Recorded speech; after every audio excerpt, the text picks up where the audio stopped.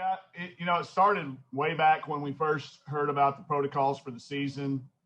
When they announced them, you knew it would be inevitable, probably that you would have a cancellation or a postponement, that you would not be needing to fill some people in. So we kind of developed a little alliance text message group of a bunch of coaches that were just willing to play if that opportunity came up. And we've just all kind of kept up with each other. Hey, this date's open, this date's open. So that started it all. And then when we landed in South Carolina the other day to hear the news about the opt-out from Vanderbilt, obviously we had an open date coming up very, very quickly with that 28th day right around the corner. So it was important we find somebody that obviously had that date and was willing to we were hoping to come to Fayetteville. We didn't really want to schedule it with another road game. So we jumped on there, and UConn had actually reached out as well as some people we'd been talking to since, like I said, back in, early August, late September. We had a few other people reach out, but none of them had 11 national championships to speak of. So it was UConn from the get-go. Obviously, bringing Kristen Williams home was something they had planned. They were going to play in Little Rock. That game got moved. So we knew that there was probably a hope that we could get them interested, and it worked out really, really fast. They were great. I texted Gino a couple times, and Neil, their sport administrator, was on with Todd Schaefer, and we got the paperwork done literally overnight. Paul, go ahead. Hey, just talk a little more into detail. I mean, this is something that came together, but you kind of talked about the doing things ahead of time. How much does that help this process? And I mean, is everybody doing a little bit of this? I think so. I will tell you that we initially had a few people in our alliance group that were like, "Oh yeah, we'll play," but they ended up really not wanting to play, that group of people. So when opportunities came, they're like, "Oh yeah, we can't play." So the group thinned out as the year went along. It was down to a very few number of people, but that was, I thought, was key. Jeff Walls kind of started it. I give Jeff the credit for, having the vision and the foresight to get in there and then spread the word on people that would actually, put together a game like this. I saw it go across the scroll last night on ESPN. I'm not sure I've ever seen a schedule change go across the bottom, but that was a huge key to it. And then staying in contact and keeping up with it. Todd kept pretty much a running tally sheet of people that needed games and what dates they needed them on, so that, because you have to do it quick. If you don't do it quick, it gets nabbed up. So it was perfect timing and a lot of preparation ahead of time than being quick to action. And our administration too. As soon as I texted Dorita, our sport administrator, she had the approval within 25 or 30 minutes after talking to who. And then next thing you know, we got the tickets worked out, and we got just a lot of people into action really, really quickly, and got it all finalized, like I said, literally overnight. Porter, go ahead. Coach, talk about how much this means to the state of your program, where you're able to get a team like UConn to come to Fayetteville opposed to you going to Stores. We will go back to Stores eventually, I promise you. I'm not sure what year it'll be. We were able to work out a deal. I want to go back. I want to take our kids up there and see it, but I think it was more of an element of timing, Porter. I mean, that they wanted to bring Kristen home. But I also know that I don't think Coach Ariema would have brought his team to Fayetteville if we weren't good enough to compete against them. I think, there was a lot of other options. So I do think it is a sign, another piece of evidence, like we like to talk about, that we've gotten into the conversation. We need to start beating some of these guys. I think Mario did the research and found out that we've now played every team that's won a national championship since the turn of the century, except Notre Dame. This season, not ever, but in this calendar season, you got to go back to Purdue and Notre Dame to find people that weren't on our calendar this year. So I'll tell you what it speaks to me more about, Porter, about the kids down there in that locker room. That, we talked about this at the beginning of the year, and that was another part of this whole deal. I went to our council we don't have captains this year because we've got so many people that contribute in unique ways, but I went to that council and said, if we start to lose games, what do you want? What direction do y'all feel most comfortable going in? And I'm telling you, it was absolutely unanimous, and it wasn't like one person speaking up and then everybody just piggybacking off that person. They were like, best team we can find, and I would check in with them periodically. And I checked in with them after the South Carolina game, just to make sure that our confidence is in the right place, that there wasn't any second thoughts about the type of opponent we needed to replace that with. Again, it was unanimous. Find us the best team you can play. I think if we didn't find the best, it'd be a fun argument to be a part of. So I think it speaks more to our kids' desire and confidence to battle through this, and awareness of what it does mean. Bringing a game like this to Bud Walton. One of the kids said something about, Coach, we owe it to our fans. And they were right, to put a game like this for them to be able to see, even though it's going to be a 4:00 game, get out of school early and eat a little bit later, but try to find a way. I talked to the ticket office just a while ago, and we're down into under 1,000 tickets available for that game.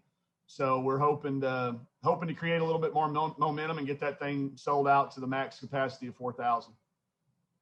Seth, go ahead.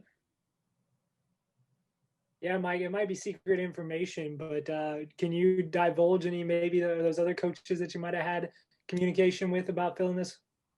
I've been talking to Adia Barnes at Arizona because of our relationship. Kevin McGuff's somebody I talk to at Ohio State all the time. I talked to Walls, Jose Fernandez at South Florida, Mike Bradbury. I mean, there were several people along the way. Corey Close, I talked to her at UCLA.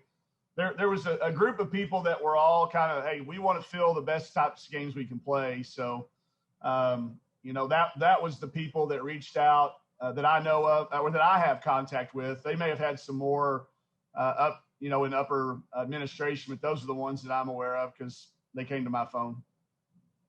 Russell, go ahead. I know this may be diving into some of the Georgia stuff too, but how do you keep them focused on Georgia with UConn coming up next week? And what do you tell them?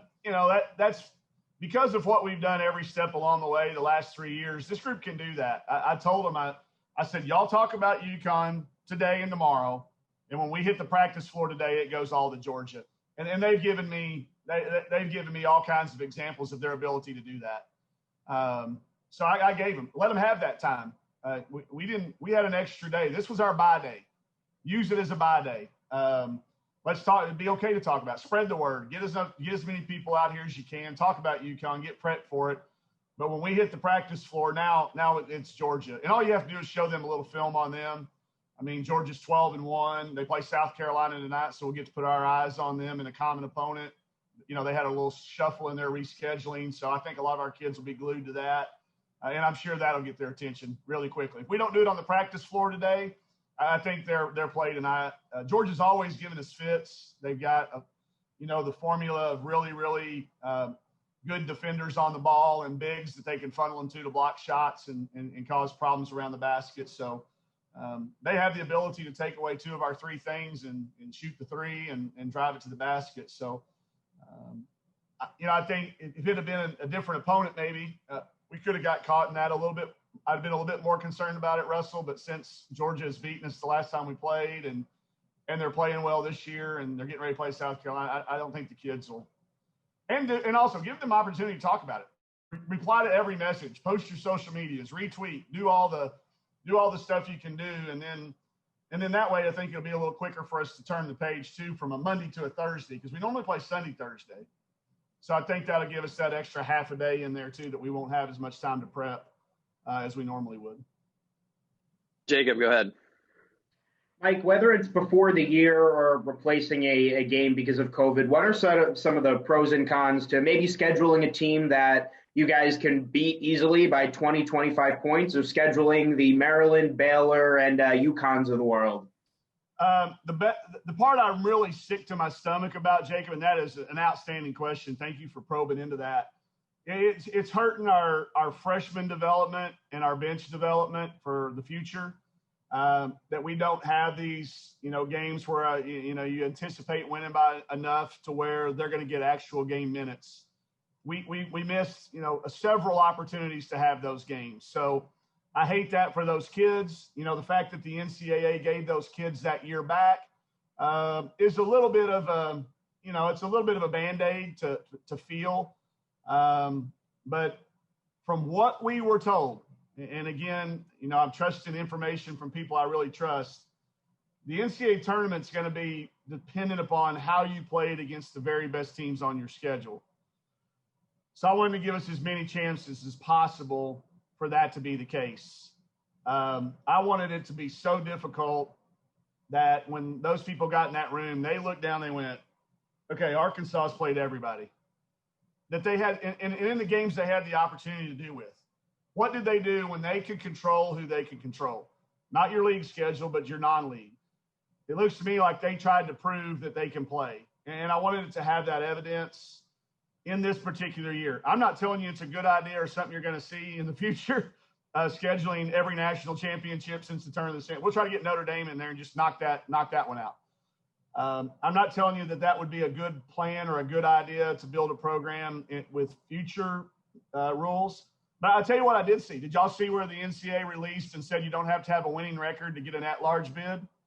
So that to me was a good sign that my information is from a trusted source. I don't think they would have released that unless they realized there's a chance that some team worthy to be in the NCAA tournament might have have an under 500 record, but still be good enough team to compete with the best. So that could be us. I mean, I know it could be. I look at our schedule that we have left and what we've been through and the fact that we've played is the number of games that we've played. You know, I just want that committee to have a mountain of evidence to have to look through when we get talked about to be considered. So Trey, go ahead. UConn feels that rather than a bye game, somebody we knew we might, you know, be able to beat badly. Trey, go ahead. Hey, Coach.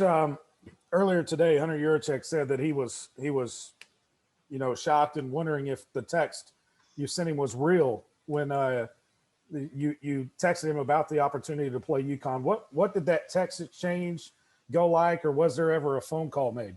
No, it was just that. I wanted to clear it with him and Dorita. Those are my up-chain reports. I don't do anything major decision-wise over here without clearing it through Dorita and Hunter.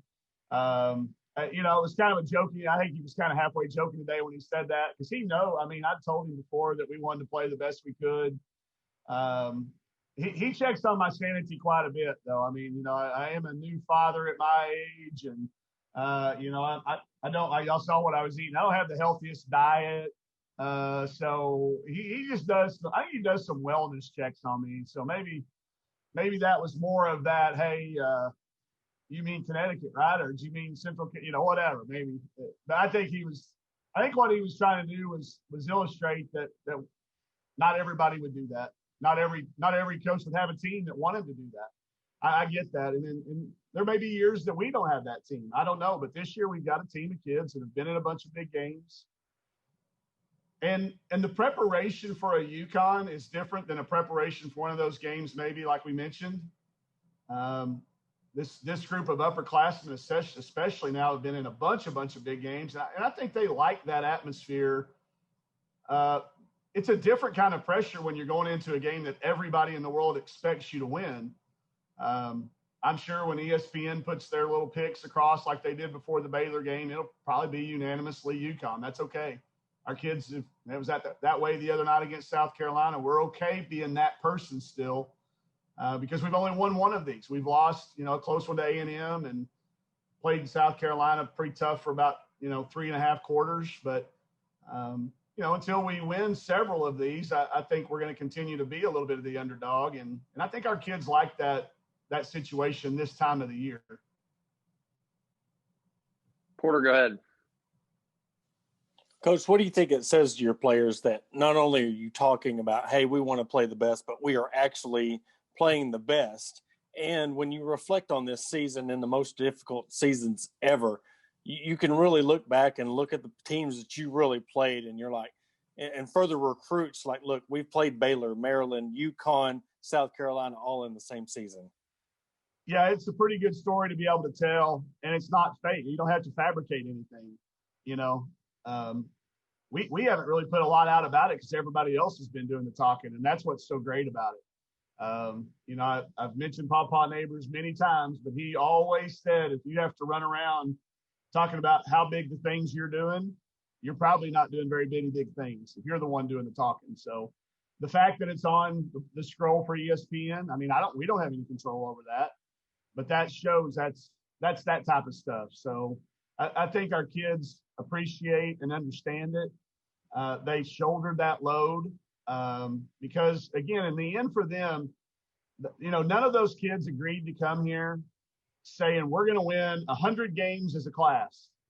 They all wanted to go to the NCAA tournament more than any class had ever been, and leave some stuff on these banners out here. Come back and see their years that they were here on these banners. So I think they've been really true to what they agreed to come here and why they came here. And to do that, you have to play that type of team, those type of teams. You don't get that type of – you don't get across the scroll of the 2 days or a week before you play the game on the ESPN scroll unless it's somebody like a UConn or those other teams you mentioned. Seth, go ahead. Like you said, preparations change when you play a team like UConn. How?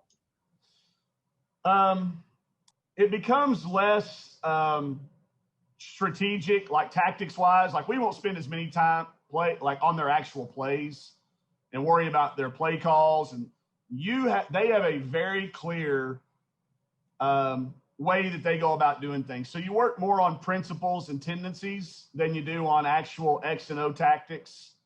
And it's somebody we haven't played, I think only one other time in history. We don't play them every year. So you get a little bit more general and you try to pick one or two things that you think we're possibly going to be able to do that will give them problems likewise. And you really focus on being good at a very, very few number of things. You know, like when we played Georgia, a team that we've played, or let's use South Carolina the other night, like we played that team like 7 times in the last year and a half. So you don't spend any time on personnel because they know them. You know, they know how they've had to guard them. So you spend a little bit more time on inbounds plays and sidelines plays and things like that. You do less of that when you play somebody like a UConn. They've got a very identifiable formula for how they've gone about winning. And you've got to try to take away a couple of those things or at least slow them down a little bit. And that, to me, that's how those two things differ. Porter, go ahead. Coach, I got one more follow-up. Do you think that with you having played Baylor, Maryland, and a team like South Carolina, do you think that will help the team not being so starstruck with a team like UConn coming into Fayetteville? I think they'll all want their picture with Gino still. That's okay.